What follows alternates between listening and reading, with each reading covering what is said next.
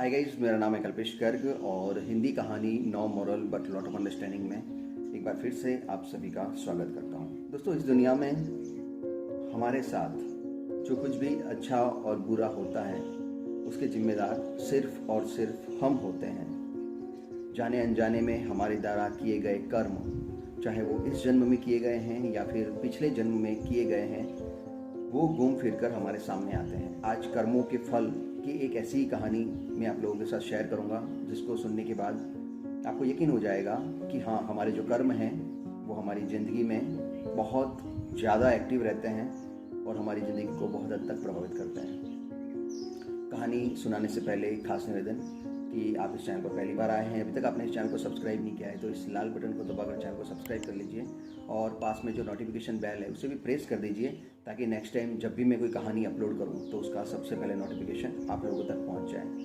तो आइए कहानी शुरू करते हैं।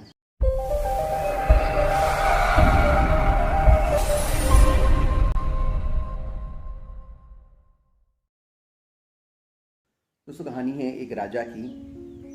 एक राजा थे, बहुत ही बुद्धिमान थे, बहुत ईमानदार थे और बहुत ही धार्मिक प्रवृत्ति के थे और भगवान के परम भक्त थे। तो वो जो राजा थे उन्होंने अपने राज्य में एक कृष्ण भगवान का मंदिर बनाया और मंदिर बनाने के बाद में वहाँ पर उन्होंने एक पुजारी को नियुक्त किया।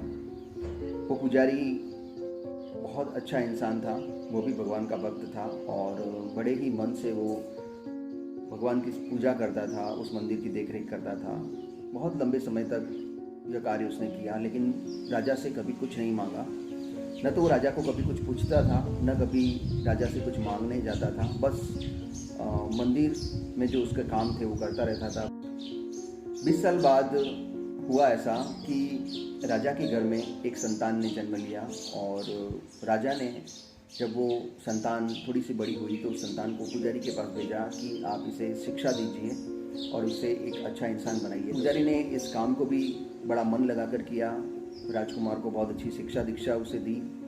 जब राजकुमार बड़ा हुआ तो राजा ने एक राजकन्या देखकर उसका विवाह करवाया और विवाह करवाने के बाद राजकन्या जो थी उनके महल में आई। शादी की पहली रात थी। वो जो राजकन्या थी उसे रात को नींद नहीं आ रही थी, वो इधर इधर टहल रही थी। राजकुमार सोया हुआ था। राजकुमार के पास में एक हीरे जवाहरात जड़ी हुई तलवार पड़ी थी। तो वो जो राजकन्या थी उसे वो दिखाई दी। आकर्षित हुई तलवार की तरफ, उसने तलवार को निकाला। देखना चाह रही थी वो, तो जैसे ही उसने म्यान में से तलवार को निकाला तो तलवार बिजली की चमक हो वैसे चमकी और राजकन्या डर गई। डरने के कारण वो तलवार जो थी उसके हाथ से छूट गई और सीधी राजकुमार के गले के ऊपर गिर गई। राजकुमार की मृत्यु हो गई। राजकन्या बहुत ज़्यादा डर गई। अब उसे पता लग गया था कि कल मुझे भी मरना है, क्योंकि इसकी हत्या की जिम्मेदारी मुझ पर ही आएगी। अब मरता क्या ना करता, उसने एक उपाय किया। जैसे ही सुबह उठी जोर जोर से रोने लगी और कहा कि मेरे पति की किसी ने हत्या कर दी है। राजा आए। राजा ने पूछा कि किसने मारा इसे? तो उसने कहा मुझे तो पता नहीं है किसने मारा, पर हाँ, एक आदमी को मैंने मंदिर की तरफ जाते हुए देखा था। मंदिर में पुजारी के अलावा कोई रहता नहीं था और रात को वहाँ कोई जाता नहीं था। तो सिपाही और राजा सब लोग वहाँ पर गए। पुजारी मंदिर में पूजा कर रहा था। सिपाहियों ने उसे पकड़ लिया। सारे लोग कह रहे थे कि मंदिर में जाने वाला व्यक्ति पुजारी ही हो सकता है और इसने ही राजकुमार की हत्या की है। राजा का मन नहीं मान रहा था, लेकिन फिर भी सारे लोग कह रहे थे, इसलिए राजा ने कहा कि पुजारी, मैं तुम्हें मृत्युदंड तो नहीं दूंगा, लेकिन फिर भी जिस हाथ से तुमने मेरे बेटे की हत्या की है वो हाथ तुम्हें खोना पड़ेगा। सिपाही, पुजारी का हाथ काट दो। सिपाहियों ने पुजारी का हाथ काट दिया। पुजारी बड़ा नाराज हुआ, उसे बड़ा दुख हुआ और उसने सोचा कि ऐसे अन्यायी राजा के राज्य में रहने से तो बेहतर है मैं इसे छोड़कर चला जाऊं, और वो वहाँ से चला गया। उसके मन में बड़ा दुख था कि राजा ने मेरे साथ ऐसा क्यों किया। मैंने इतनी ईमानदारी से, इतनी निष्ठा से, इतनी लगन से उसका काम किया और इसने मुझे फल में ये दिया। इस प्रश्न का वो जवाब जानना चाहता था कि राजा ने ऐसा क्यों किया। तब उसे कहीं से सुनने में आया कि काशी में एक बहुत बड़े विद्वान ज्योतिष रहते हैं जो भूत भविष्य सबकी जानकारी रखते हैं और सारी चीज़ें वो बता देते हैं। तो वो पुजारी काशी गया, उन्हें ढूंढता ढूंढता उनके घर पर पहुंचा। जब वो घर पर पहुंचा तो वो ज्योतिष महोदय थे, वो उनके घर पर नहीं थे।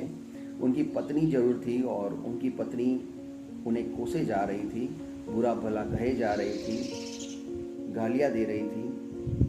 अब वो जो पुजारी था वो ये सारी चीज़ें देख रहा था, सुन रहा था, समझ में नहीं आ रहा था कि ऐसा क्यों हो रहा है। वो वहाँ पर बैठा। कुछ समय बाद वो ज्योतिष महोदय आए। ज्योतिष महोदय अपने आसन पर बैठे और पुजारी से पूछा, महाशय बोलिए कैसे आना हुआ आपका। पुजारी बोला कि मैं आया तो हूँ अपने काम के लिए, पर अपना सवाल पूछने से पहले आप मुझे एक बात बताइए कि ये जो आपकी पत्नी है वो आपको इतना भला बुरा क्यों कह रही है, इतना क्यों कोस रही है, आपको गालियाँ क्यों दे रही है। तो ज्योतिष ने कहा कि ये मेरे कर्मों का फल है जो मैं भुगत रहा हूँ, ये जो कुछ भी कर रही है उसका जिम्मेदार मैं ही हूँ। पुजारी को बात समझ में नहीं आई। पुजारी ने पूछा कि ऐसा आपने क्या कर दिया। तो ज्योतिष बोले कि पिछले जन्म में मैं एक कौवा था और ये एक बकरी थी। इसकी पीठ के ऊपर एक फोड़ा हो गया था और फोड़े के अंदर कीड़े पड़ गए थे। अब मैं वो कीड़े खाना चाहता था तो मैं क्या करता था, इसके पीठ पे जाके अपनी चोंच मारता था उन कीड़ों को खाने के लिए। एक दिन क्या हुआ कि मैं ऐसे ही चोंच मार रहा था और वो जो चोंच थी वो इसकी हड्डी में जाके फंस गई। तो ये जो बकरी थी वो दर्द से करा उठी। मेरी चोंच फंस गई थी। मैंने बहुत चोंच निकालने की कोशिश की लेकिन निकल नहीं रही थी। तो इस बकरी ने सोचा कि मैं पानी में चली जाऊं तो हो सकता है कि इसकी चोंच निकल जाएगी। तो वो जो बकरी थी पास में गंगा नदी बह रही थी, उसके अंदर चली गई। बकरी जब पानी में गई तो गंगा नदी का बहाव बहुत तेज था और हम दोनों उस नदी में बह गए और मर गए। अब इस जन्म में वही बकरी मेरी पत्नी बनकर आई है और चूंकि मैंने वो जो चोंच मारी थी वो जानबूझकर नहीं मारी थी, वो गलती से उसकी हड्डी में फंस गई थी।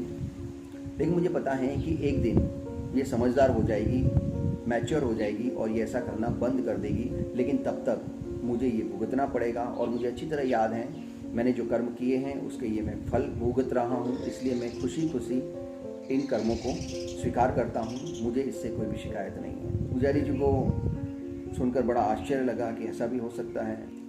अब ज्योतिष बोले कि अब आप बताइए कि आप यहाँ पर क्यों आए हैं। पुजारी जी ने कहा कि आप मुझे ये बताइए कि राजा ने मेरा हाथ क्यों काटा।